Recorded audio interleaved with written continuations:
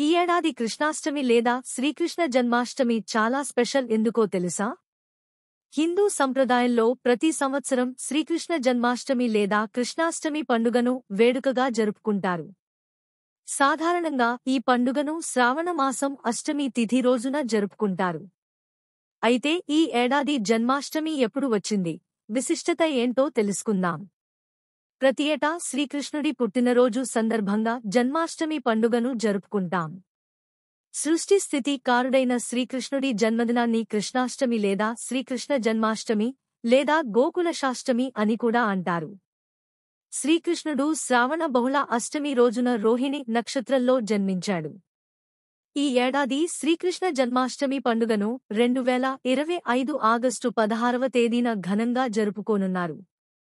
Hindu calendar ప్రకారం అష్టమి తిథి August 15వ తేదీ రాత్రి 11:49 గంటలకు ప్రారంభమవుతుంది. ఆగస్టు 16వ తేదీ రాత్రి 9:34 గంటలకు ముగుస్తుంది.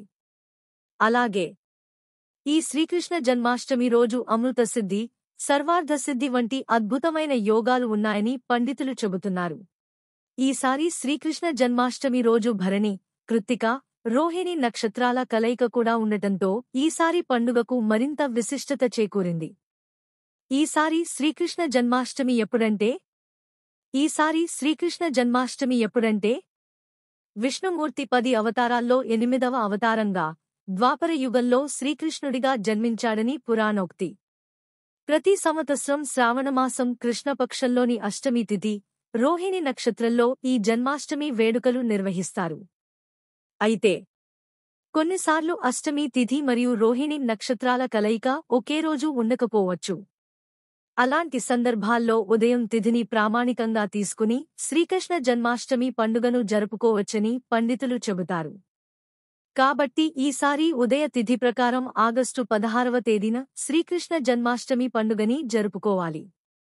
అయితే ఈసారి రోహిణి నక్షత్రం ఆగస్టు 17వ తేదీ తెల్లవారుజామున 4:38 గంటల నుంచి ప్రారంభమవుతుంది. ఉపవాస దీక్షలు శ్రీకృష్ణాష్టమి రోజు భక్తులు ఇళ్లను అందంగా అలంకరిస్తారు.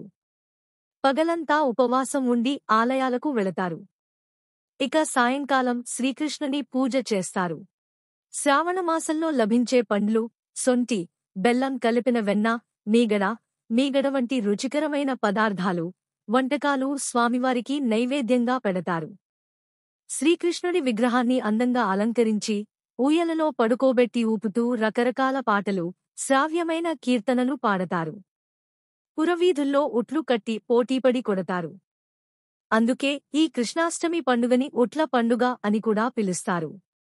అయితే ఈ శ్రీకృష్ణాష్టమి వేడుకలు ఉత్తరప్రదేశ్ రాష్ట్రంలోని మధుర బృందావనంలో ఘనంగా జరుగుతాయి. ఇక్కడ కృష్ణుడు జన్మించాడని, బాల్యాన్ని ఎక్కువగా ఇక్కడే గడిపాడని ప్రశస్తి. బాలగోపాలుడి పూజ చేస్తే ఈ కృష్ణాష్టమి రోజు శ్రీకృష్ణుడి బాలరూపాన్ని పూజించడం ద్వారా కష్టనష్టాలు, దుఃఖం, దోషం, దారిద్ర్యం తొలగిపోతాయని ప్రగాఢమైన విశ్వాసం భక్తుల్లో ఉంది. అలాగే సంతానం లేని దంపతులకు శ్రీకృష్ణ జన్మాష్టమి పండుగ చాలా విశేషమైనది. సంతానం లేనివారు ఈ జన్మాష్టమి రోజు ఉపవాసం ఉండి బాలగోపాలుడిని పూజించాలని చెబుతుంటారు. అలా చేయడం వల్ల కృష్ణుడి దయతో సంతానం కలుగుతుందని భక్తుల నమ్మకం.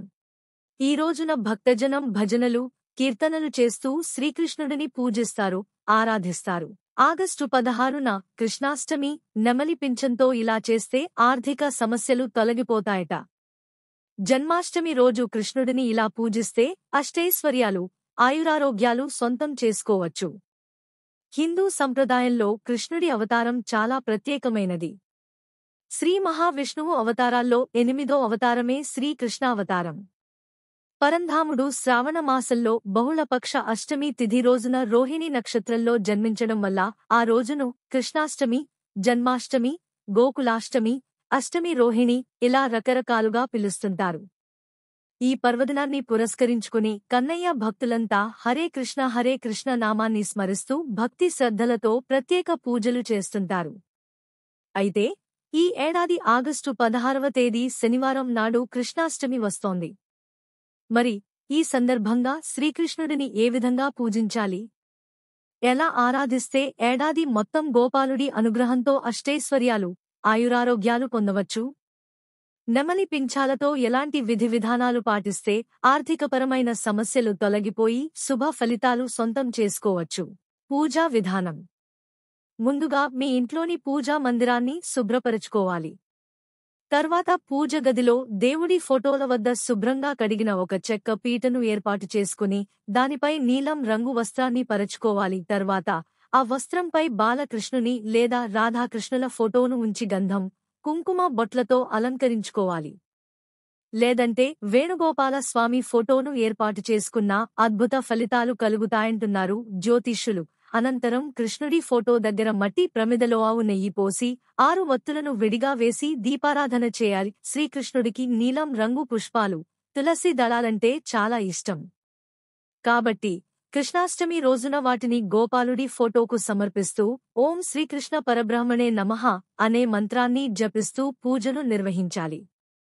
ఈ మంత్రాన్ని 21 లేదా 54 లేదా 108 ఇలా వీలైనన్ని సార్లు చదువుకుని ఆపై కృష్ణుడి అనుగ్రహం కోసం పాలు, పెరుగు, నెయ్యి, వెన్న, పటిక బెల్లం వంటి వాటితో చేసిన ఏదైనా నైవేద్యంగా సమర్పించాలి. ఈ విధంగా కృష్ణాష్టమి రోజు నల్లనెయ్యను ప్రత్యేకంగా పూజించడం ద్వారా ఇబ్బందులు తొలగిపోయి ఏడాది మొత్తం అష్టైశ్వర్యాలు, ఆయురారోగ్యాలు సిద్ధిస్తాయి. జన్మాష్టమి రోజు కృష్ణుడిని పూజించేటప్పుడు కొన్ని నెమలి పింఛాలు గోపాలుడి ఫోటో దగ్గర ఉంచండి. పూజ పూర్తయిన తర్వాత ఆ నెమలి పింఛాలను ధనం దాచుకునే బీరువాలో దాచిపెట్టుకోండి. ఈ ప్రత్యేకమైన విధి విధానం పాటించడం ద్వారా కుటుంబంలో కలహాలు రాకుండా ఉంటాయి. ఏడాదంతా ఇంట్లో వారందరూ మంచి పురోభివృద్ధి సాధిస్తారంటున్నారు. అదేవిధంగా అటుకులను నైవేద్యంగా పెట్టి దాన్ని అందరూ ప్రసాదంగా స్వీకరిస్తే ఆర్థికపరమైన ఇబ్బందులు రాకుండా ఉంటాయని చెబుతున్నారు. ఇవి పాటించిన అద్భుతమైన ఫలితాలు. కృష్ణాష్టమి రోజు నెమలి పింఛాల విషయంలో మరికొన్ని ప్రత్యేకమైన పరిహారాలు పాటించడం ద్వారా ఏడాదంతా అద్భుతమైన ఫలితాలు సొంతం చేసుకోవచ్చంటున్నారు జ్యోతిష్యులు మాచిరాజు. జన్మాష్టమి రోజు గోపాలుడి పూజలో కొన్ని నెమలి పింఛాలు ఉంచి పూజ చేయండి. పూజ పూర్తయ్యాక వాటిలో 3 నెమలి పింఛాలను తీసుకుని మీ ఇంటి మెయిన్ ఎంట్రన్స్ డోర్ కి త్రిశూలం ఆకారంలో అతికించండి. తర్వాత వాటి కింద డోర్ పై తడి గంధంతో ఓం ద్వారపాలాయ నమః అని రాయండి. ఇలా చేస్తే ఒక దేవాలయానికి దేవతా శక్తులు ఎలా కాపలాగా ఉంటాయో మీ ఇంటికి కృష్ణ శక్తి సంవత్సరం మొత్తం రక్షగా ఉంటుందంటున్నారు. వ్యాపారంలో నష్టాలు వస్తున్నవారు, ఉద్యోగంలో ఎదుగుదల లేనివారు జన్మాష్టమి రోజు మీ ఇంట్లో ఈశాన్యంలో ఒక పీట ఉంచి దానిపై రాధాకృష్ణుల ఫోటోను ఏర్పాటు చేయండి. అలాగే అక్కడ ఒక నెమలి పింఛం ఉంచి 41 రోజుల పాటు ఆ ఫోటో దగ్గర దీపారాధన చేయండి.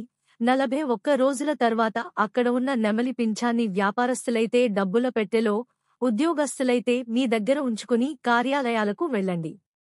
ఇలా చేయడం ద్వారా ఉద్యోగ, వ్యాపార రంగంలో అద్భుతమైన శుభ ఫలితాలు పొందుతారంటున్నారు. శత్రు బాధలు ఉన్నవారు కృష్ణాష్టమి రోజు కృష్ణుడి పూజలో ఉంచినటువంటి నెమలి పింఛాల్లో ఒకటి తీసుకుని దానిపై సింధూరంతో బొట్టు పెడుతూ మీకున్న శత్రువుల పేర్లన్నీ చెప్పుకొని ఆపై ఆ నెమలి పింఛాన్ని ఎక్కడైనా పారే నీటిలో వదిలేయండి. ఇలా చేస్తే క్రమక్రమంగా శత్రుబాధలన్నీ తొలగిపోతాయట. నిద్ర సరిగ్గా పట్టనివారు, పీడ కలలు వస్తున్నవారు జన్మాష్టమి రోజు పూజలో ఉంచిన ఒక నెమలి పింఛాన్ని తీసుకుని రోజూ పడుకునే ముందు దిండు కింద పెట్టుకుని నిద్రిస్తే ఆ సమస్యలన్నీ తొలగిపోతాయంటున్నారు.